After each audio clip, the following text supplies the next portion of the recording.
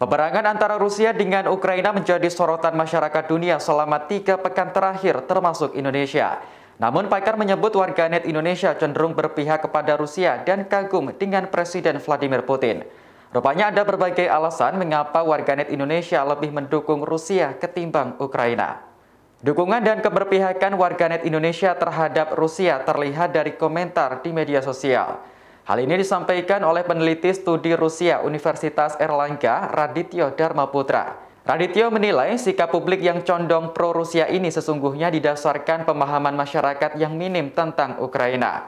Kondisi ini menyebabkan publik mudah termakan narasi dominan dari kalangan elit dan akademisi yang menganggap persoalan ini merupakan konflik geopolitik antara Rusia dan Amerika Serikat. Dalam sebuah artikel yang ia tulis dan dipublikasikan oleh The University of Melbourne, Radityo mengungkap sejumlah alasan mengapa warganet Indonesia pro-Rusia. Yang pertama adalah sikap anti-Amerika dan anti-Barat yang kuat di masyarakat. Sentimen ini muncul sejak Amerika Serikat menggencarkan perang melawan teror, kampanye militer memburu teroris seperti di Irak dan Afghanistan. Tak sedikit warganet yang bersimpati dengan yang terjadi di Irak dan Afghanistan. Alhasil, siapapun yang berseberangan dengan Amerika Serikat atau Barat, maka pihak itu akan dibela.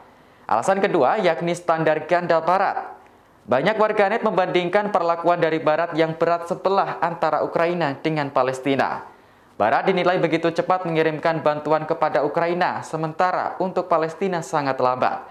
Alasan ketiga yakni Presiden Rusia Vladimir Putin dianggap sebagai pemimpin yang hipermaskulin.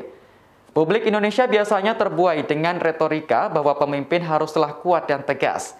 Masyarakat cenderung melihat sosok Putin seperti Menteri Pertahanan Prabowo Subianto. Selain itu, warga Indonesia juga telah mengetahui sosok Putin lebih lama dibandingkan Presiden Ukraina Volodymyr Zelensky. Kemudian alasan keempat yakni adanya sentimen agama. Dengan masa lalu komunis dan banyaknya persepsi di Indonesia bahwa komunis adalah anti-Islam, Rusia seharusnya ada di posisi yang berseberangan dengan warganet Indonesia. Namun munculnya narasi Rusia teman Islam kini semakin gencar di media sosial.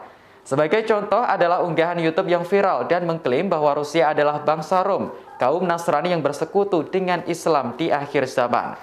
Sementara alasan yang terakhir adalah gencarnya diplomasi publik Rusia. Disebutkan bahwa sebelum tahun 2013, sentimen publik cenderung negatif terhadap Rusia. Namun anggapan itu berubah sejak Rusia mengucurkan dana dan mempopulerkan situs serta akun medsos berbahasa Indonesia. Tak hanya itu, Rusia juga meluncurkan beasiswa bagi mahasiswa asal Indonesia yang berkuliah di sana. Serta pihaknya juga mendukung kelas Rusia di sejumlah universitas di Jakarta dan Bandung. Terima kasih sudah nonton. Jangan lupa like, subscribe, dan share ya.